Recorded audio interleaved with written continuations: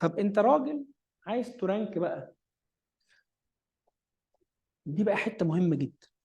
لو انا وزنت دول على ميزان واحد، افيد لك تقلل ريسورسز ولا تزود جولز ولا تقلل تايم؟ يعني احنا الثلاثه بنشتغل efficiency او efficient، يعني انا قللت ريسورسز، انت استخدمت نفس الريسورسز بس حاطط جولز اعلى مني. هو بقى احسن من احنا الثلاثه قلل تايم بس استخدمنا نفس الريسورسز. انهي في ميزان الاداره اقيم؟ لا قلل الطيب. اختلفنا. طيب هنرجع بقى حته مهمه دي لحضراتكم، ودي على اكسرسايز كتيره جدا. based on core functions of management.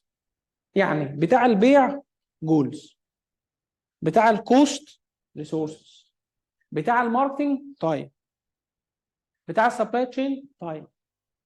فده بيزد اون، وده السؤال بقى واسع.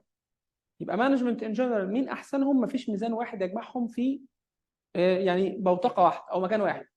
بيزد اون انت عاوز ايه؟ انا راجل رايح السنه الجايه ببلان اسرفايف، يعني افضل عايش كشركه. يبقى اكتر واحد يكسبك اللي بيقل على ريسورسز، اللي بيستخدم لي مثلا 3 موظفين بس، اللي بيستخدم له عربيتين من 3.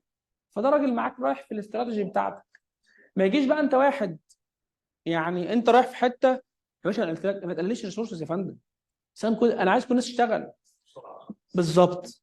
او كل الناس تشتغل بس حق لي بيع اكتر، انا عايز بيع زياده، عايز اسمي في الماركت يبقى اكبر.